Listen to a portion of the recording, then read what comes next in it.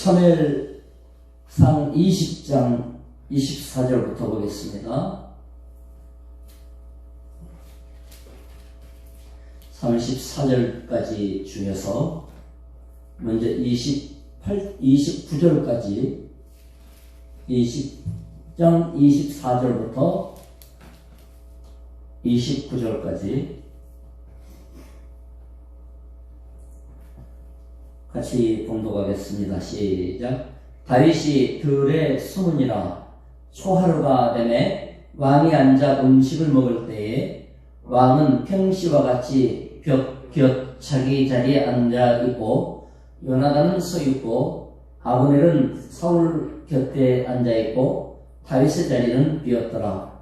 그러나 그날에는 사울이 아무 말도 하지 아니하였으니 이는 생각하기를 그에게 무슨 사고가 있어서 부정한가 보다, 정령이 부정한가 보다 하였음이더니 이튿날 곧 그달의 둘째 날에도 다윗의 자리가 여전히 비었으므로 사울이 그의 아들 요나단에게 묻되 이새의 아들이 어찌하여 어제와 오늘 식사에 나오지 아니하느냐 하니 요나단이 사울에게 대답하되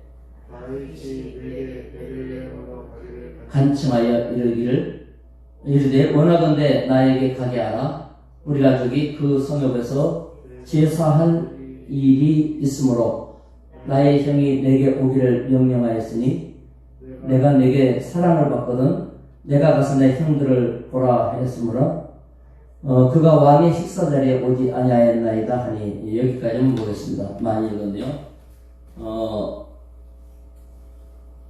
자, 여기 보면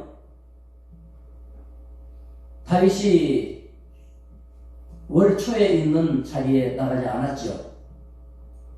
요나단하고 약속한 거예요. 내가 없는데 또 요나단이 말한 겁니다. 네가 없을 때 우리 아버지가 너를 찾아서 어떻게 하는가 봐서 본심을 알려주겠다. 아니나 다를까? 첫날에는 참석하지 않았습니다. 보통 월상 예배가 있었고 그 제사에 이 연회 자리가 겸하여져 있었기 때문에 부정한 자는 제사 자리에 참석하지 못했죠. 시체를 만졌거나 어쨌거나 율법에 어긋난 행위를 했거나 부정한 자는 재물 가까이 제단 가까이 하지 않았단 말이에요. 첫날 안 올 때에 속으로만 왕이 이놈이 무슨 사고가 있거나 이래서 시체를 만났거나 뭐 지나가다가 죽은 짐승 시신을 뭐 어떻게 했거나 뭐가 있었나 보다, 사냥을 했거나 뭐가 있었나 보다 이렇게 생각을 하고 넘어갔어요. 근데 둘째 날이 또 비니까 견디지 못했죠. 왜냐하면 오면 죽이려고 지금 마음먹고 있는데 둘째 날까지 보이지 않으니까 사울왕이 계획에 차질이 생긴 거 아닙니까? 아무도 모르는 거예요. 자기만 지금 딱 품고 있는 거죠. 사울이 안 보이니까 요나단한테 물어보는 거죠. 아들이 친하니까. 이새의 자식놈이 다윗이라고 말하지도 않아요. 아니, 다윗이라는 말이 입에 붙이기도 싫어요. 이새의 자식놈이 왜 빠졌냐? 이제 이렇게 물어보는 거예요. 요나단이 긴장을 해가지고 왕의 동태를 살피는 거예요. 그리고 요나단이 말하기를 내가 집에 보내줬다는 거죠. 집안에 일이 있다 그래서 왕의 자리가 있지만 왕조로서 내가 보내줬습니다. 이제 이렇게 말을 한 거예요. 자, 사울왕의 관심, 요나단의 관심, 둘 다 생명에 관심이 있는데 하나는 생명을 죽이는 데 관심이 있고 하나는 생명을 지키는 데 관심이 있죠. 또 둘 다 관심이 있습니다. 빈자리에 대한 관심. 사울왕은 다윗의 빈자리에 관심 갖는 그 본심이 갈등과 증오예요. 자기 안위와 욕심이에요. 그러나 요나단은 그 빈자리를 보면서 긴장하고 있죠. 다윗에 대한 생명의 보호, 이런 것 때문에 그래요. 우리의 눈길이 빈자리를 향하죠. 목사도 빈자리를 향하고 성도도 아유 오늘 자리가 많이 비었네, 참네, 빈자리에 가요. 우리 눈길이 빈자리에 갈 때면 우리의 사랑이 발동되고 간절하고 아픈 마음이 일어나고, 이런 것이 은혜 받은 사람의 정상적인 마음이죠. 근데 빈자리를 보면서 증오심이 일어나고 저주가 일어나고 분노가 발동되고, 이거는 사단의 역사입니다. 요나단은 빈자리에 그렇게 집착하는 왕을 바라보면서 다윗의 안위가 걱정되기 시작했습니다. 왕은 영원히 그 자리를 비워놓으려고 하는 거고, 아예 그 자리에 다시는 그놈이 보이지 않아야 된다. 이게 왕의 계획 아닙니까? 그렇기 때문에 우리는 요나단과 같은 눈이 필요하다. 빈자리를 보면서 저 빈자리가 문제없이 안전하게 또는 은혜로 채워지기를 바라는 요나단의 심정, 이것은 바로 믿음에서 나온 시각이에요. 믿음의 눈을 가지면 빈자리를 볼 때 아픔이 있죠. 안타까움이 있죠. 또 눈물도 나죠. 간절해지죠. 그러나 믿음에 떠나버리면 빈자리를 보면 볼수록 분노가 일어나고 열불받고 증오심이 발동되죠. 사람만이 아닙니다. 있어야 될 통장이 비어버렸다. 통장이. 숫자가 있어야 될 자리에 숫자가 텅 비었어요. 이럴 때 분노가 일어나고 열불이 나고 화가 나고 이러죠. 너 때문에, 당신 때문에, 그대가 이래서 이 문제가 터졌다. 그 골동품이 깨졌다. 심지어는 아들이 딸이 집을 나갔다. 그 빈자리를 볼 때 빈자리를 향한 분노, 빈자리를 향한 증오심, 이것이 바로 우리의 믿음을 측정하는 좋은 계기요, 믿음을 채워야 할 그런 신호가 되는 것입니다. 분명히 채워졌어야 될 이 돈 항아리 돈통이 돈이 비었다. 이러면 열불나죠. 어떤 분은 보증 잘못 써가지고 집이 타나다. 그 분노와 아픔을 벗어나지 못하고 저절 끓는 마음으로 살다가 몸에 병도 오고 의욕도 꺾이고 이런 사람 많아요. 잘 다니던 직장을 그때 관둬가지고 말이야.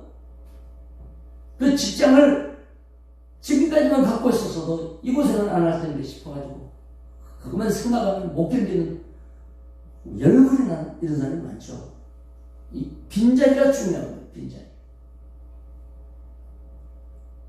주님이 우리의 심령의 빈자리를 바라보고 주님으로 채우기를 원하시는 거죠. 간절해지기를 원하고 눈물과 기도가 살아나고 이래야 되겠죠. 근데 사울은 아니었어요. 이게 우리가 소멸하는 사람이 바라보는 빈자리에 대한 시각이고, 은혜 받은 사람이 바라보는 빈자리는 회개, 그리고 안타까움, 기도, 간절함, 사랑, 이런 것이 불릴듯 일어나야 되는 거죠. 여러분에게도 빈자리가 있을 거고, 교회도 빈자리가 있고, 삶 속에 빈 곳이 있어요. 그 빈 곳을 향한 영혼의 간절함이 회복될 수 있기를 축원합니다. 그 밑에 한번 읽어보겠습니다. 30절로부터 34절까지 20장 시작. 사울이 요나단에게 화를 내며 그에게 이르되 폐역 무도한 계집의 소생아, 내가 이새의 아들을 택한 것이 내 수치와 내 어미의 벌거벗은 수치됨을 내가 어찌 알지 못하랴. 이새의 아들이 이 땅에 사는 동안은 너와 네 나라가 든든히 서지 못하리라. 그런즉 이제 사람을 보내어 그를 내게로 끌어오라. 그는 죽어야 할 자이니라 한지라. 요나단이 그의 아버지 사울에게 대답하여 이르되 그가 죽을 일이 무엇이니까? 무엇을 행하였나이까? 사울이 요나단에게 단창을 던져 죽이려 한지라.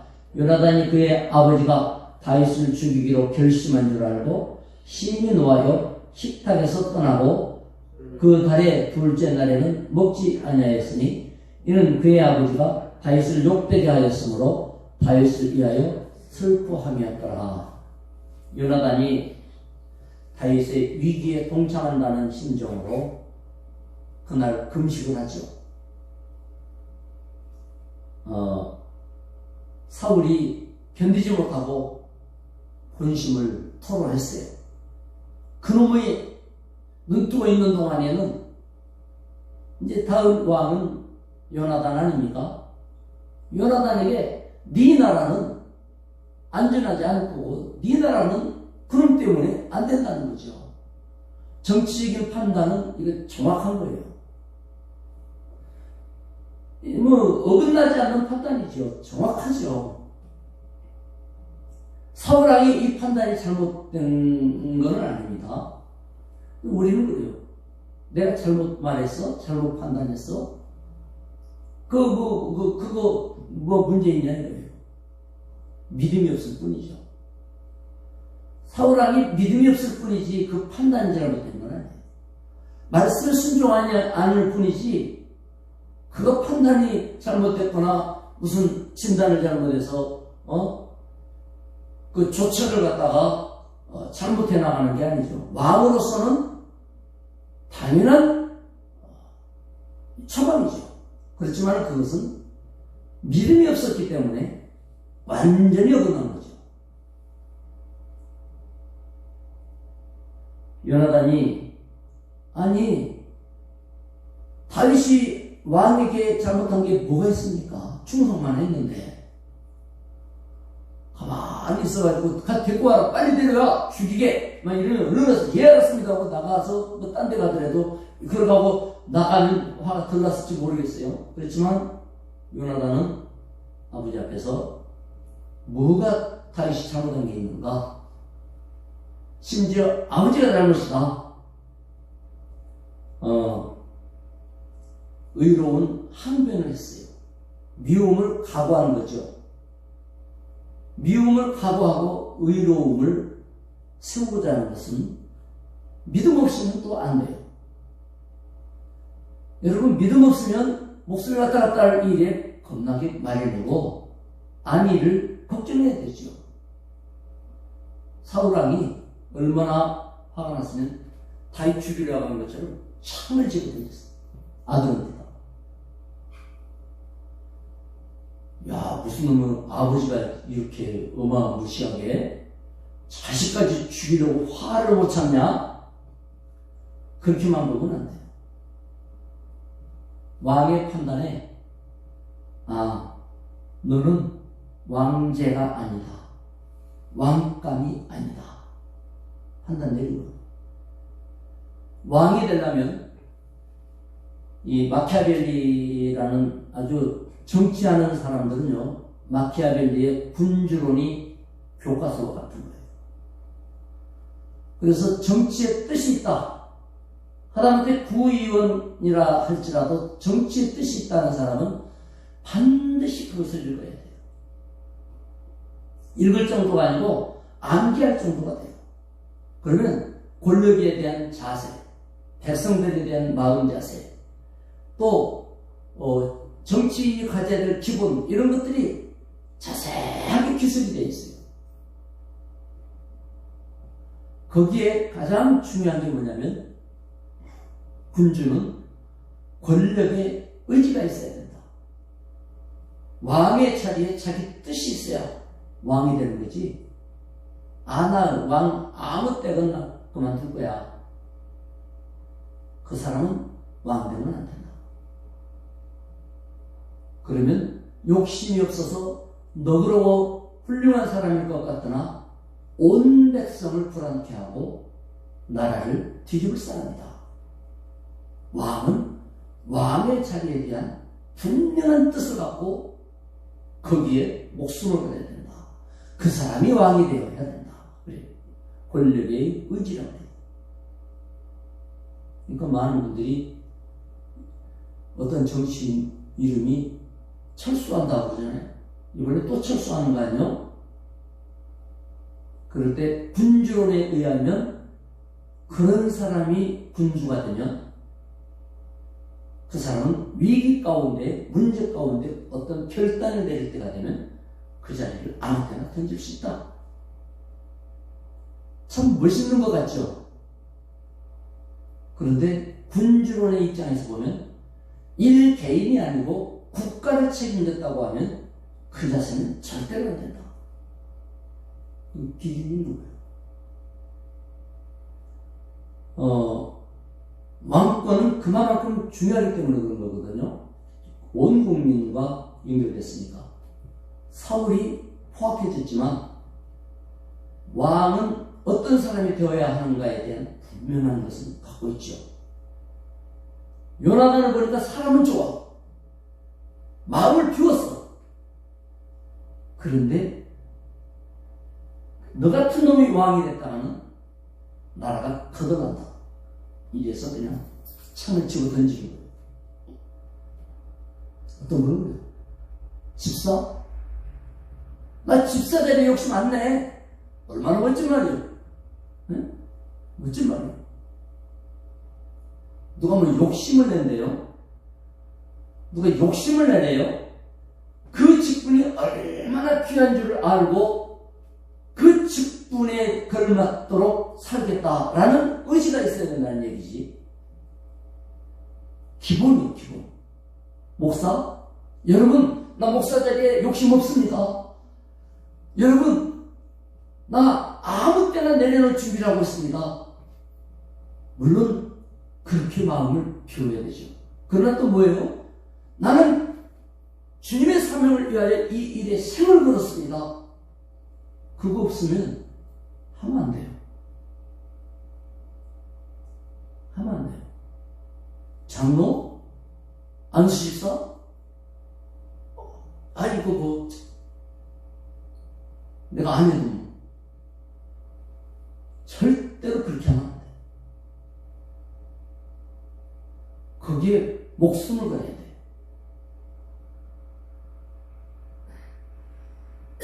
그것은 원리예요, 원리. 보세요. 요나단은 왕의 자리에 뜻이 없어요. 마음을 비웠죠. 아름다운 거죠. 왜? 하나님의 뜻을 알았으니까. 뜻을 알았으니까. 그런데 다윗이 왕이 됐다고 칩시다. 다윗이 왕의 자리에 뜻이 없어. 그러면 이스라엘은 어떻게 됐을까요? 하나님의 뜻이 나에게 있고 나에게 그것을 맡기셨고 이런 믿음의 수용이 일어난 이후라면 굉장히 중요한 거죠. 같은 자세라 해도요. 하나님 앞에 부름받았느냐 세움받았느냐와 아니냐에서 오는 이 자세는 굉장히 근본적으로 차이가 있는 거예요. 하나님이 여러분을 부르셨어요. 아멘. 그러나 요나단은 부르지 않았어요. 그러니까 그런 입장에서 왕에 대한 욕심내면 그건 잘못이죠. 왜냐? 그는 왕이 될 수 없는 사람이기 때문에 그것은 관역으로서 나라 망할 일이죠. 왕이 되려고 하면. 다윗도 왕이 되려고 한 건 아니에요. 그러나 왕이 하나님을 왕으로 세우고자 할 때 거절하지 않았죠. 왜요? 하나님의 부르심을 믿었으니까. 하나님이 부르셨으니까. 이런 차이점에 대해서 여러분이 알아야 됩니다. 직분의 중요성, 또 빈자리를 향한 중심. 그러나 요나단은 불의에 대한 항거를 했죠. 거기까지 그의 믿음이 살아있는 거예요. 용기입니다. 의인을 지키려고 하는 마음은 의인이 가진 공통적인 마음이에요. 한마디로 말하면 믿음의 사람을 볼 줄 알고 하나님의 사람을 볼 줄 아는 거기에서 용기가 나오는 거죠. 배짱이 좋고 마음이 좋아서가 아니에요. 하나님께 순종하는 것이 몸에 배기 때문에 그런 거예요. 권력의 눈으로 볼 때는 권력의 의지가 없기 때문에 그 사람이 왕되면 안 되는 건 맞아요. 또 하나님을 선택하지 않았기 때문에 과욕을 누리면 안 돼요. 요나단의 입장을 알아야 되죠. 그러나 믿음의 사람을 볼 줄 알고 자신을 던져서라도 지키려고 하는 이 용기, 이것은 그의 배짱이 아니라 순종이 몸에 밴 사람에게서 나오는 당연한 믿음의 모습이죠. 단지 우정으로만 그렇게 하는 것이 아니었습니다. 요나단은 하나님께 순종하는 사람이었죠. 그래서 우리가 이해할 것은 나는 이 일을 언제든지 놓겠습니다. 이 말은 순종하겠습니다라는 의미여야지 순종하겠습니다가 아니고 그 일의 중요성을 그만큼 얕잡아 보는 그런 기분이 되어서 그런 말이 나온다. 여러분 들을 때는 몰라요. 그 말이 그 뜻인지 저 뜻인지 모른단 말이에요. 듣는 사람은 본인과 하나님의 관계에서는 정확해요. 나 욕심 없습니다. 내려놓겠습니다. 이게 순종에서 나오는 말인지 아니면 원래부터 그것에 대한 중요성을 인식하지 못하고 하나님에게 순종할 줄 모르는 사람이기 때문에 그런 말이 나오는 건지 말 갖고는 모르는 거예요. 그 중심이 주님을 향해 있어야 되는 거죠. 여러분의 중심이 하나님을 향하여 살아있고 요나단과 같이 되기를 진짜로 원하시기 바라겠습니다. 그리고 성령께서 여러분을 주잖아요. 아버지가 원하시면 무엇이든지 나는 놓을 수 있어요. 잡을 수 있어요. 해야 될 것이며 또 주가 주신 것이라면 생명을 다하여 내가 지킬 것이며 보호할 것입니다. 이런 순종의 중심이 되어지기를 축원합니다. 기도하겠습니다. 하나님 아버지 감사합니다. 참으로 하나님의 주신 소중한 것들을 잘 감당하며 지킬 수 있게 하시고 그것이 바로 순종이며 지키는 것이 바로 은혜며 그것이 바로 충성입니다. 하나님 아버지 주 안에서 덕을 세우며 은혜의 걸음을 잘 걷도록 성령 인도 따르는 것이 바로 믿음입니다. 우리의 믿음이 그와 같게 하셔서 여호와 영광 나타나게 하여 주시옵소서. 예수님의 이름으로 기도드리옵나이다. 아멘. 자, 기도하시기 바랍니다.